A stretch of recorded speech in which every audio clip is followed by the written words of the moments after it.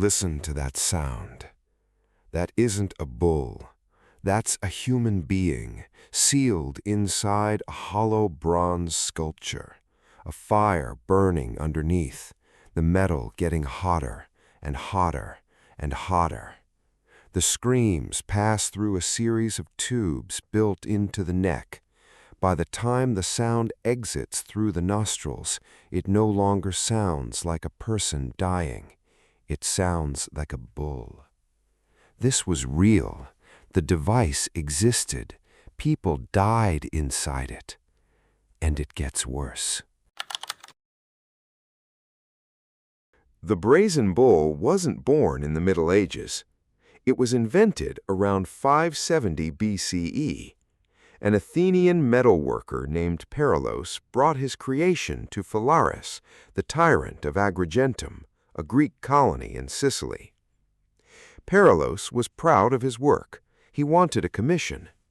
He explained the design, a hollow bronze bull, large enough to hold a human being, a door in the side, a fire beneath. As the metal heated, the person inside would be roasted alive. But the acoustic engineering, that was the part he was truly proud of. The tubes, carefully designed to distort the sound of screaming, so that the cries of the condemned, those final desperate sounds, would reach the audience outside as a low, bellowing moan. The tyrant Phalaris listened carefully. Then he had Perilos placed inside the bull. The inventor became the first victim. According to the Greek historian Diodorus Siculus, Phalaris removed Perilos just before he died, just barely. He didn't want the bull contaminated by a man he considered beneath contempt. Perilos was then thrown off a cliff. Phalaris himself reportedly used the bull extensively. When he was eventually overthrown by his own people, he was placed inside it. The device reappears in medieval records. Christian sources describe the martyrdom of Saint Eustace, believed to have been executed inside a brazen bull by the Emperor Hadrian around 118 CE. Regardless of whether individual accounts are literal, the device was real. The engineering was real. The acoustic cruelty, the decision to turn human suffering into theater, was real. That's the part that stays with you. It wasn't enough to kill someone. The machine was designed so an audience could watch comfortably, without having to hear what was actually happening inside. If you walked into the Tower of London during the 15th or 16th century and made it to the lower chambers, this is what you'd find. The rack. The most widely used torture device in medieval and early modern Europe. The design is almost insultingly simple. A rectangular wooden frame, a roller at the top, a roller at the bottom. A person is laid flat, their wrists tied to one roller, their ankles to the other. Then someone turns a handle. Each click of the ratchet increases the tension. The body stretches slowly. The spine compresses and then begins to separate. Cartilage tears. Ligaments in the shoulders, hips, knees, and elbows reach their limit and then go past it. Dislocation comes next. The shoulders usually first, then the hips. With enough turns of the handle, the joints separate completely. Survivors, and some did survive, were left permanently disabled. They couldn't walk. In some cases, they couldn't feed themselves. The Tower of London's own records document its use extensively. It was called, with grim English practicality, the Duke of Exeter's daughter, named for Henry Holland, who introduced it to England around 1447. These weren't secret records. Officials logged the sessions. Who was racked, how long, what they confessed to, whether the confession was considered credible. But here's the detail that changes everything. In many documented cases, the prisoner confessed before they were even strapped down. The mere sight of the rack was enough. Torturers knew this. They would bring a prisoner in, show them the device, describe exactly what was about to happen, and wait. The rack wasn't just a physical instrument, it was a demonstration of intent, a way of saying, we will take you apart piece by piece until we get what we need. The only variable is how far we have to go.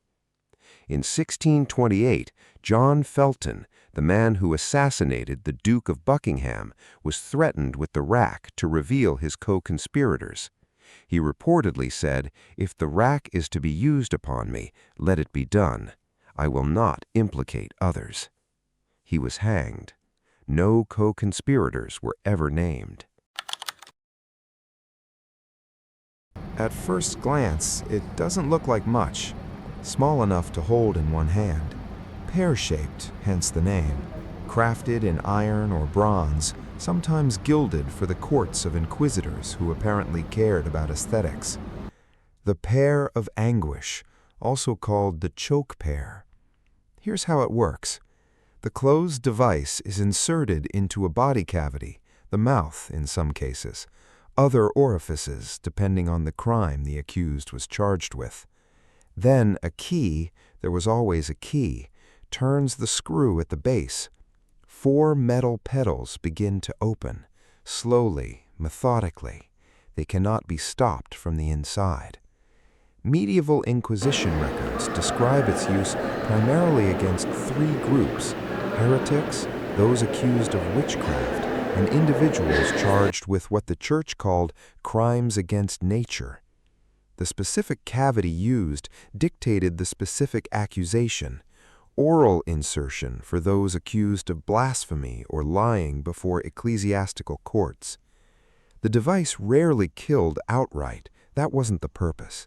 The purpose was to cause enough internal damage, torn tissue, broken teeth, fractured jaw, that the accused would confess to anything to make it stop. Historical debate exists around how extensively it was actually deployed. Some historians argue that surviving examples may date to later periods than their official histories claim.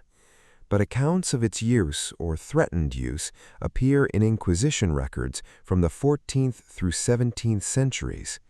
Today, multiple examples sit in European museum collections.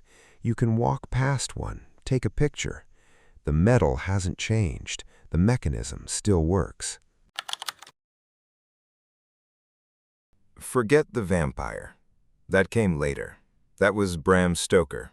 Fiction built on a real name that people were already afraid to say.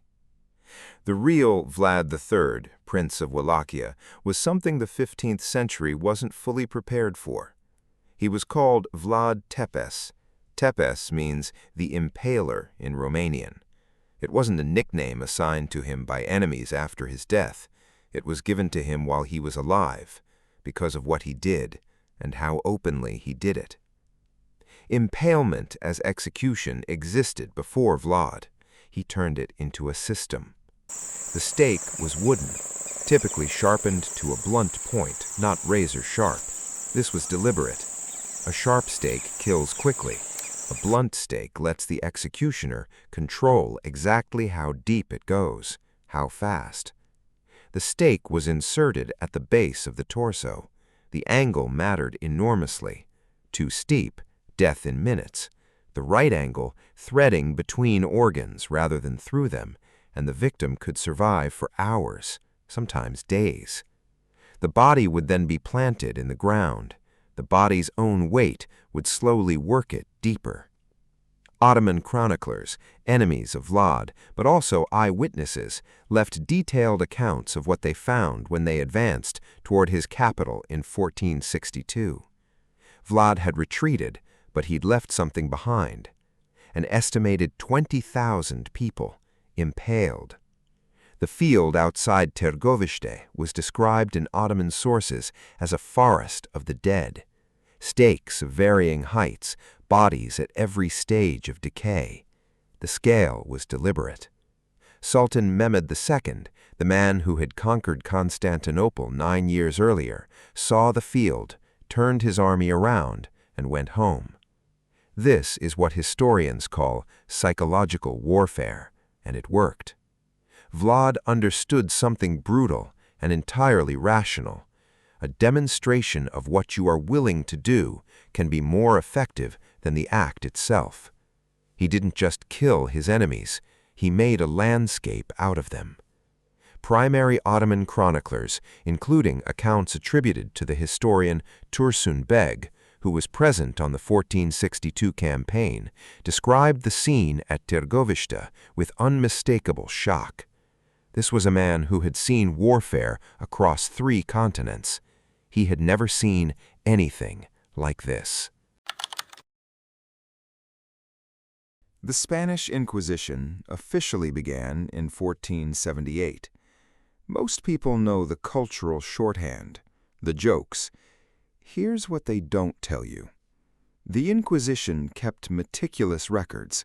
Every session was documented, every question asked, every answer given, every technique applied, and for how long. Scribes were present at all times. What happened in the torture chamber was written down, transcribed, copied, filed, and preserved. Those records still exist. Inquisition trial records held in archives across Spain and the Vatican document 2 methods with particular frequency. The first, the strappado. The subject's hands are tied behind their back. They are hoisted by that rope, suspending their full body weight from arms pulled backward and upward. This dislocates both shoulders simultaneously. Then they are dropped, not to the floor, just far enough that the rope catches them before impact. The sudden jerk completes the dislocation, tears the tendons, sometimes fractures the arms. This could be repeated. Inquisition records describe sessions lasting hours. The second method, toca, you know it today as waterboarding. The subject is secured to an inclined board, head lower than feet. A cloth is placed over the face. Water is poured slowly, steadily over the cloth. The cloth forms a seal. The water fills the airways. The body believes it is drowning, because it is. The Inquisition's own manuals, instructional documents for inquisitors, describe the toca in clinical terms: how long to apply it, when to stop, how to resume. This was not improvised, it was procedure. American military and intelligence agencies debated the legality of this same technique in the early 21st century. They called it waterboarding. The Inquisition called it toca. The technique is 500 years old. The arguments about whether it constitutes torture are apparently still ongoing. The scariest document in the Inquisition archives isn't the descriptions of torture, it's the bureaucratic normalcy of them. Forms, columns, standard operating procedures. Men who went home for dinner after writing these things down. Here is where we're supposed to say it was a different time, that people were different then, that we've evolved past this. The rack was used in England until 1640. The Spanish Inquisition wasn't formally abolished until 1834. Vlad the Impaler died in 1476. 1834. That isn't ancient history. Your great-great-great-grandmother could have been alive that year. The historian Diodorus Siculus wrote about the Brazen Bull in the 1st century BCE. He documented it because he didn't want it forgotten. He understood something that's easy to miss in a world full of content, noise, and comfortable distance. The record matters. Not because the past is coming back, but because it tells us what humans are capable of designing, justifying, documenting, and calling justice. The archive is open. The records are real.